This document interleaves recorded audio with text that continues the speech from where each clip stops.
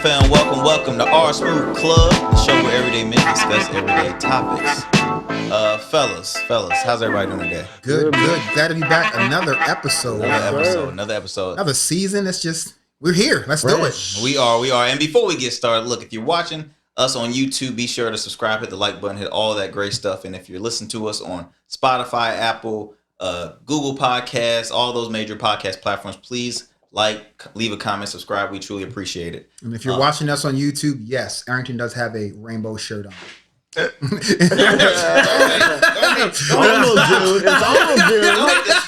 hate the swag. All that flavor in there. You know what I'm saying?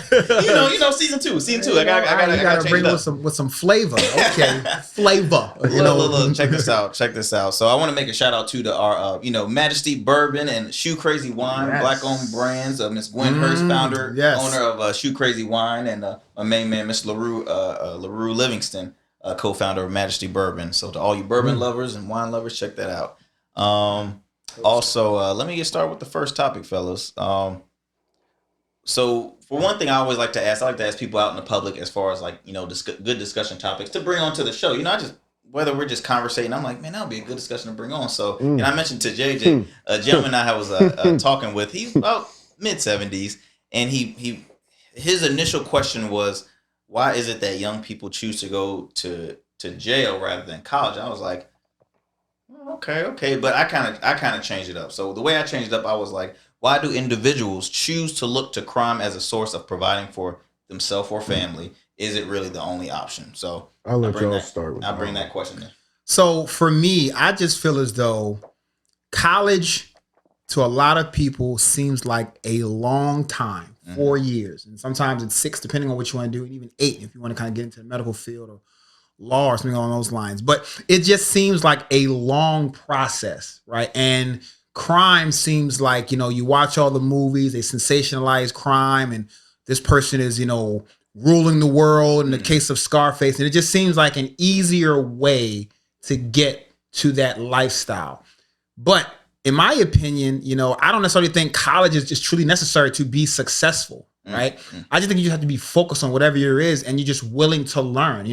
Anytime you go into anything, it's a learning process. And so whether you're an apprentice, I'm really a big fan of apprenticeship. You're learning under someone and you eventually want to get to that point. But again, with the mindset of crime, it's always, how can I quickly get this money and do it? But they don't understand it. Like you said, it's probably going to eventually lead to you getting arrested, and then all of a sudden you're in jail for X amount of years. And you could have been just spending that time that you're in jail, that 4, 5, 10 years, and just learning whatever you're going to learn. Don't just get wrapped up in the college, just kind of focus on, okay, if I have this time, what am I going to use it, and use that time to learn and then become skillful, whatever you want to be a part of. And even just understand, because I think one thing that I was talking with my son who's in college right now, he's only been in college for like 6 months. He's already changed his major. Collegiate athlete at Sacred University, Connecticut. My son, LJ Haskett, wide receiver slot, number 19. But he's ready to change his major, and I'm like, you haven't even been in college a full year yet. Like, I guess the one thing that I'll just simply say is, in this era, everybody wants everything right now. They don't want to take the time and learn and develop and grow. Yeah, get quick, make a lot of money, and then I'm rich. And that's just not reality. Well, I like what you said about as far as in college, because the whole thing as far as I'm almost losing my train of thought. I'm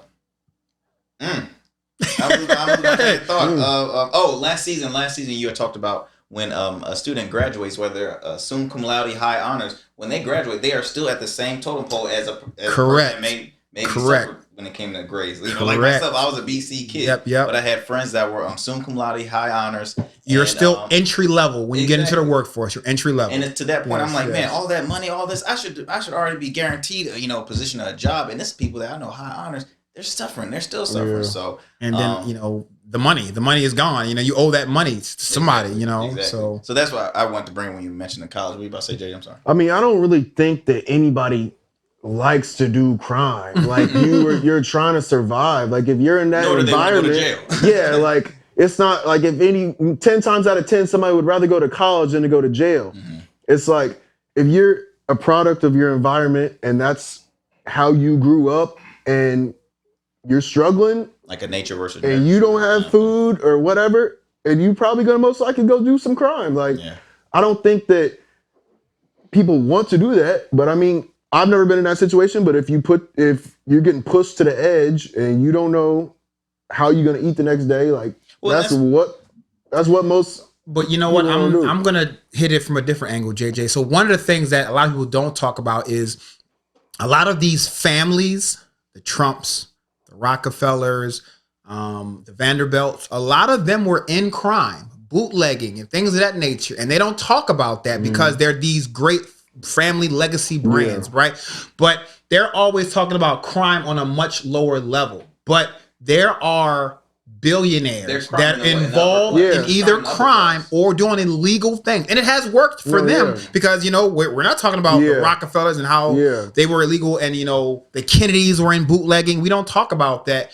But at the same time, if you enter into crime, you just have to understand there's always that possibility you're going to get caught. Not too many, criminals have a retirement plan. So if you're going to get into it, just understand that there is that distinct possibility that you're going to end up. And are you willing to do the time for the crime that you're committing? But the same thing is like, if you're young and like that's what you grew up around was like, you get your favorite candy every weekend from the corner store, you just steal it, go in there, steal it, that's what you're used to. And you grow up not even thinking college is even an option. Like, you're not gonna ever think that that's a possibility, even though it is a great possibility. You're not, that's in your mind, that you're never gonna even have that potential. And it's always so hard because I just think, it's 2021 right now. I just feel like there's always a better option. I just even if it's your upbringing, because I mean, look at how many. Well, I'll just say rappers. They might have been born in that atmosphere. They said, no, I have something to rely on. Well, it's like, I don't want to cut you off, but it's like a lot of them probably want to have another way to get out, but then people laugh at them like, oh, you being weird. Like, why you trying to do that? Like, oh, you trying to have a better life. Like, you trying to be smart. Yeah, and so like, they're just like, dang, So it's an environment, man. Yeah. Like, and not only that, you're absolutely right in the sense of its environment. And some people, especially young people, need that encouragement, right? But at the end of the day, I think that the time that you're in college is the time that people learn themselves. They understand. A lot of times, it's the first time they're away from their parents. They kind of discover that portion of themselves where this is me. Unfortunately, that's also what happens when you're in prison. You know what I'm saying? You're away from your people. You're in that lonely cell. And this is the time to learn myself. That's worse. You don't find that out. We're good like this in prison. The difference is college, you can come and go as you please. In jail, not so much. So you've got to, within that individual, you've got to understand what type of time do I want to take to get to learn myself. You know what I'm saying? The jail kind or the college kind, or even like I just said earlier, the apprenticeship kind. Those are not the only two paths, first of all, right? And then just understanding that 18, 19, 20, that is the time where you're becoming an adult. You're learning yourself. What are my likes? What are my dislikes? And take whatever path you need to do so, but just understand that you're going to make mistakes. You're going to make missteps. It's going to take time, right? If you make the money quick, it's going to go quick. So this is the time to really just get to learn yourself. And to be honest with you, if you do some things that are legal in there, you won't be the first one. You won't be the only one. But, Well, we got to wrap it up, guys. But I love the insight on both. I just love that question. Because one thing about this show, guys, we have fun. We joke around and stuff. But one thing, the message I want to inform people, I want to inform that, hey, there's always going to be a better option. Just remember that if you're at a standpoint where it's like, man, I've got to relate to crime, don't do it. Please don't do it. There's always a better option. So look, if you're going to do it, don't get caught. Look, we'll be right back with our Smooth Club.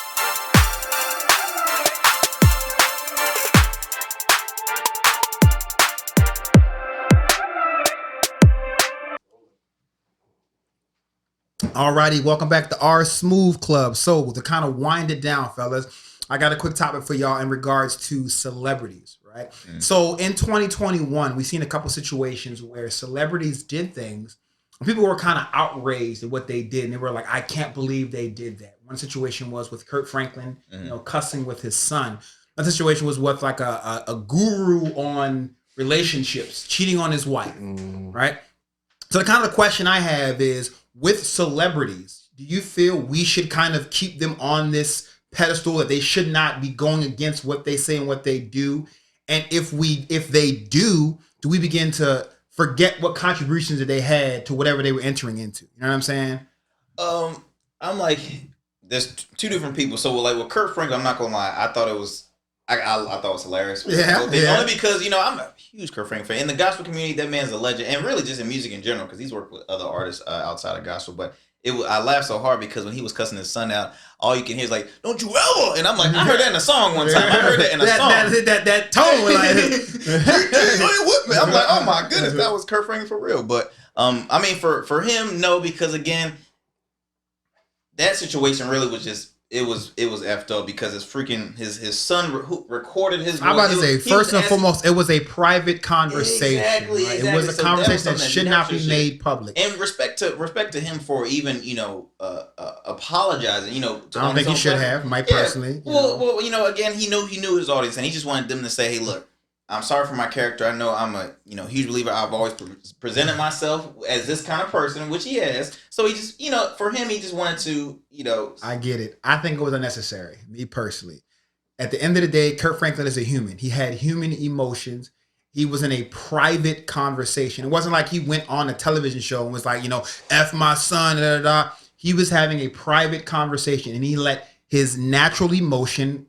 That when I hear him say, I said shit. You know what I'm saying? So I'll say it again. I mean, in my opinion, I don't think he should apologize. You're right. He does have an audience, but to me, the audience should be understanding of the situation that took place. He didn't go from Kurt Franklin, the gospel singer, to Kurt Franklin, the gangster rapper. Then, all right, if he's changing, but he's trying to change that gospel his genre is such a very strict genre too, because you entered in the but church. why is that? Pastor, you know what I'm saying? He's not a pastor, but he's not. It's entertainment. True. He's an entertainer, and again, the one thing. But I mean to cut you off, but as far as he is an entertainer, but again, with the genre of gospel music, people that follow Christianity, sometimes they look at that as a form of ministry. Like some people not just shame on them.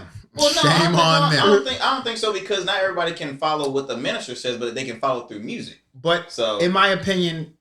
I hear what you're saying, but just my opinion is it's entertainment. It's an entertainment album, and he is human. He's going to have those emotions. He's going to have that. If his audience is that so misunderstanding, then they need to look on themselves. Are they that perfect they can pass? Because one of the things they preach in church is, if you live in a glass house and don't pass judgment on anybody else, in my opinion, if they would have turned on him because of that conversation, they need to turn the mirror on themselves and not because it's beyond the music and what he does. You know what I'm saying? And I don't think that his whole like a true Kurt Franklin. Again, I'm a huge Kurt Franklin fan. He does not. He did not apologize to me at all. But to do so, I mean, I can see where he was coming from, because again, he wasn't just speaking to his personal fans. He's speaking to the gospel community. The gospel community as a whole is a very strict genre. I mean, even if it's entertainment, people look at that as far as ministry. So a lot of gospel songs are titled, or the lyrics come from scripture in the Bible. So again, if you're speaking this and then you're doing this, I can see why he just said, look, let me apologize. Now for what the hell's his name? Derek Jackson. Derek Jackson. He apologized because, again, if I'm a relationship expert, and I'm saying, hey, look, you gotta keep on doing this. You gotta keep doing this. Is he on like YouTube or something? Like, I think so. He writes books. He's on social media. He has a website. So he's quote unquote a relationship guru. He's got bored. He's built his brand. I saw like the little talk thing that they have, but I'm like, are grown people sucking into some relationship guru? Like, well, again, and that's the thing. Me too. Like, again, he has one specific fan base, women. And he is speaking to them in a sense of, I'm the perfect guy, right? And unless your guy is just like me, get rid of him, right? But at the end of the day, he's doing the things he's telling the women not to like. Or if your guy does this, leave him. But then he does it and he wants an apology and everything should be great. In my opinion, I always kind of saw through his message. Yeah. I never really took it. I never even knew his name until the controversy. I just knew him as the guy that be sitting in his car giving relationship advice, right? And people love to buy into that stuff, and they get shocked when some stuff like that happens. It's like, oh my goodness, why? I can't believe he's a human. He's a person. He's going to make mistakes. Cheating on your significant other is not new. He won't be the first. He won't be the last. The difference is he was just making a lot of money doing it. You know what I'm saying? And oh my goodness. I bought into it. I bought his book. How can he do that to me? He didn't do it to you, but Well, but again, like for him, he knew if I'm trying to be like the man with the answers, which he comes to be. I don't know because he was doing it. That's how. Okay. So if he's the man with the answers, teaching how to have a proper relationship, right? And yet he does this. That's why he apologized. But like Luke said earlier, it was stupid to even bring it in like social media as far as like the whole big apology thing. Now I didn't watch the full apology whatever with him and his wife because I think they've been together for like 4 years now. I don't know how long he's been having his brand because I told y'all like the group text. I'm like they've been married for 4 years. Hey, that might be a part of the marketing. They don't even know she really even cares for them. Yeah, because she's like, look, you can't be a couples therapist and be single. In my view, I don't think you could. Or one thing. Once you get to a certain level, controversy, if they're not talking about you can't always be clean cut, right? Some people need a little bit of controversy. If you think about, the major athletes, right? Which were the ones that we think about, we remember? The ones that had a little bit of controversy, the ones that had a little bit of dirt on them, the ones that were just clean and easy and always play by the rules, once they're done, you don't hear about them. You know what I'm saying? So I think one of the things that kind of was a part of his brand, kind of like what you're saying is was this a ploy to kind of get to the next level, or was it just simply he was cheating on his wife and he didn't think he would get caught? And was he caught once or was it like multiple? Because again, I'm a little. So how it all came out was one of the he was multiple, but one of the girls that he had been cheating with kind of exposed him. Like, I'm sleeping with this guy. So it was like a blog or she was on a radio show or something like that. And she was like, yeah, I'm messing with Derek Jackson. Derek Jackson, the relationship guru? Yeah. Oh, no. So then, of course, his very first reaction is denial, denial, denial. Then he realizes, denial is a river. You know what I'm saying? So he says, all right, let me get on a social media with my wife. We're going to cup hands. We're like she's a prisoner. And I'm going to apologize to the world. And in my opinion, it just kind of made things. That's one of the times he should have just stepped back. Is that old? Were you buying in to where you're like, that would affect you? Like, okay, so what? It's like, it's a relationship guru. Like, you should be old enough to where you kind of get the gist of things and you can figure it out on your own. And you gotta sit here and buy books. Like, but, come on. In my opinion, really good topic, with Derek Jackson. Again, like you said, take it for what it's worth. Get what you can get out of it, and then don't take it as the gospel. And then with Kurt Franklin, fuck them kids. And then outside of that, hey, we'll have a good time. What'd you say? What'd you say? He said, don't you ever. I'm like, man, his voice, man. Kurt always had that raspy voice. I think it was funny. Oh, yes, we'll be back with our Smooth Club.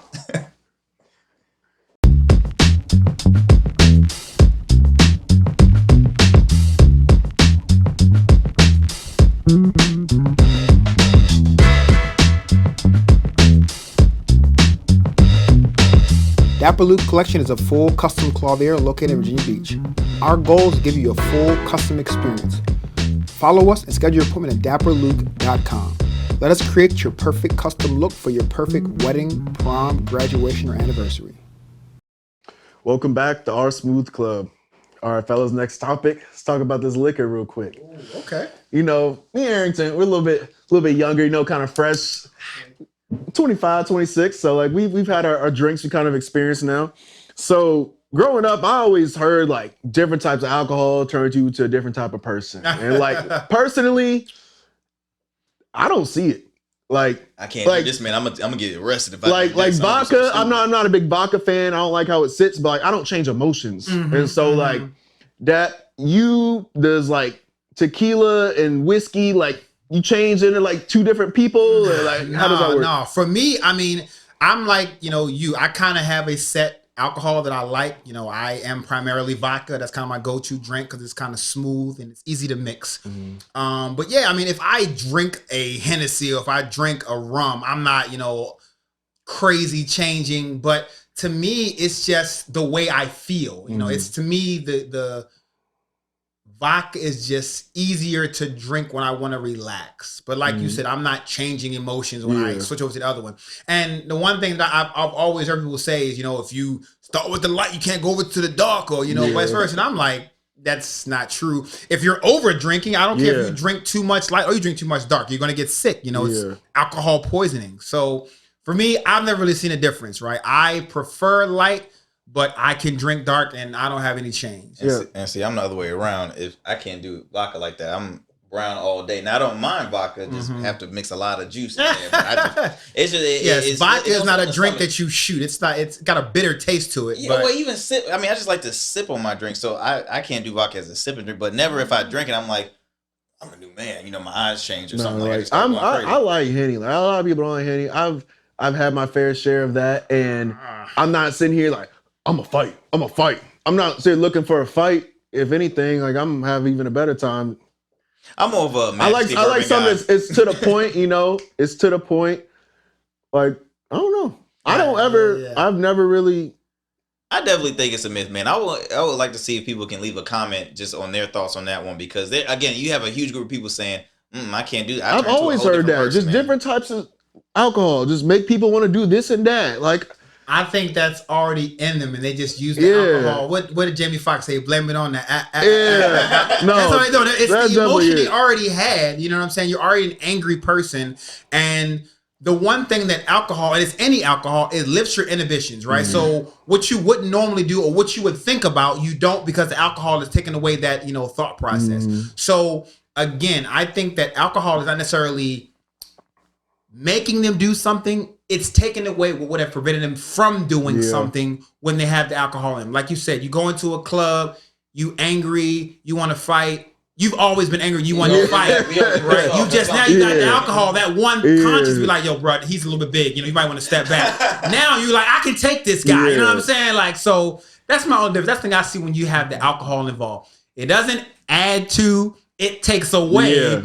That conscious, anything that would be like, this ain't a good idea. You know what I'm saying? Like, and even with the situation where, unfortunately we get behind the wheel and begin to drive, you're impaired. You're not thinking correctly. So the one thing at the beginning of the night, and it's for all my listeners, if you're going to be drinking, have a plan. You know what I'm saying? Because by the time the alcohol is in you, it's not the time to be planning. Yeah. That's not, you're not thinking clearly. You know what I'm saying? That's what gets a lot of people in trouble is like, personally, like when I drink, I think about my next one. Like, am I good? Do I need another one? I'm gonna take some time. Like a lot of people, they keep going then they think. You definitely know your tolerance, I've always, whenever I drink, I always planned ahead. Like, do I need another one right now, or am I gonna chill on this one? Like, I'm gonna get one more, and then I'm gonna chill. But like some people, they think afterwards. I already know one's not gonna cover for me. I'm gonna need another one. I usually call it the mirror test. You know what I'm saying? If you go to the bathroom and you're looking in the mirror and you start talking to yourself, and you're like, I'm fucked up, right? That's when you know. All right, look. You're beyond. Get some water, get a little bird bath in the face. We call it the mirror test. All right, you know what I'm saying? You're like, you start talking to yourself like, you're fucked up. No, you're fucked up. Like, that's when you are done, right? So like, I personally just like going out. I've never been in the mood to fight somebody. Like, I never just like. Well, check this out. What about y'all, Cam? What about you, Cam? Cam, you sip one? Oh, my bad. That's embarrassing. No, we're trying well, like Mike is a whiskey guy, right? Mike got me onto some good whiskey. He brought over, I think, during one of our meetings, the E.H. Taylor, was it? Very good. Very smooth. Very smooth as I don't know what, and it was good. But in my mind, I'm like, if I have, another or two more, I'm like, no, that's not going to end well. So I'm like, just because you know your tolerance. It's a strong drink. So drink responsibly. All right, so let me ask you this, right? So kind of on that, right? What is I'm gone too far, right? So when you start throwing up, when you're unable to control bodily functions, like what do you mean it's going down the wrong? All of the above. If I'm gonna start talking like mush mouth here and just like blah, blah, blah, blah, and start rolling my words a little bit, or if I even feel a little bit, that's when I'm like, man, I had a little bit. It's not, to me, it's not an eyes thing. It's literally in response. If I'm talking, I'm like, hey, this. I mean, it's definitely a setting too. I mean, that's never even like. That just look. If you in public out, that's just ugly in general. But I'm just saying, like the setting. If the setting, if y'all having a good time, I mean, keep going. But I would never drink to where I don't feel good, and I'm gonna ruin everybody's time because I'm in a bath. Like, Well, check this out. Have y'all been on cruise ships before? Like, yes. Man, he got a story. All righty. I might as well share it since he already brought it up. So, this is unheard of. I got caught for underage. Oh man.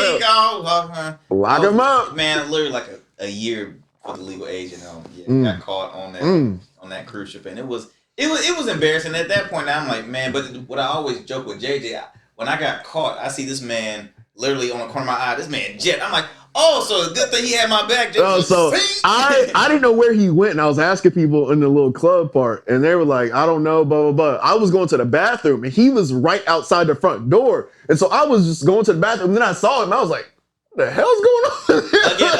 Again, I was 20. I'm pretty sure in other countries, people have been drinking. I went to the bathroom. I mean, I wasn't drinking as much as you, but he was in the whole crowd. I was off to the side in the corner. We had a good time. But like I brought up the cruise ships because I mean that's literally you've seen people get like tell them what you said when you got caught.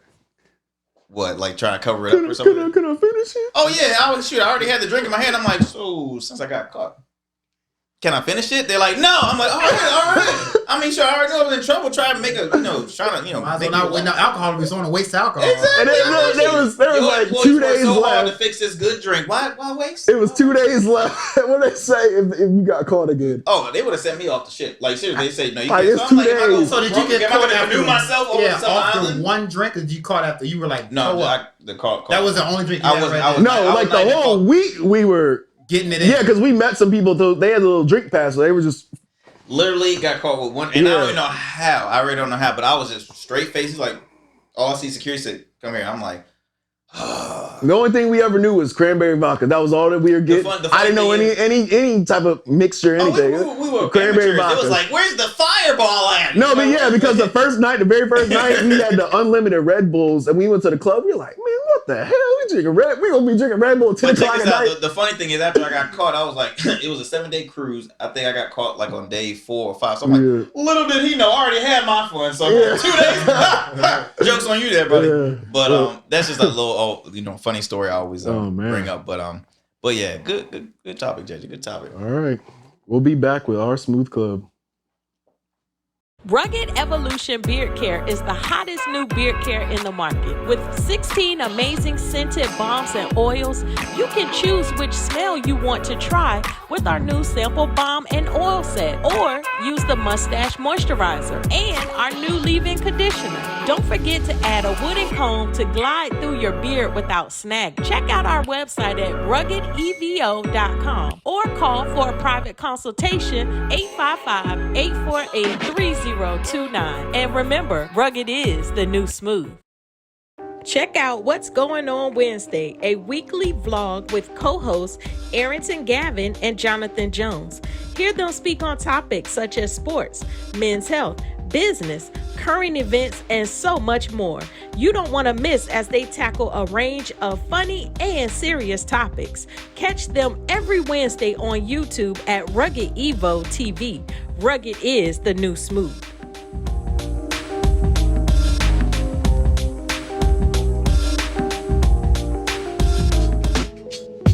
Alright, hey gents, another amazing episode. Looking forward to the rest of the season. Season 2 is in full effect. Continue to follow us, our Smooth Club, on all your social media and your streaming platforms. You all,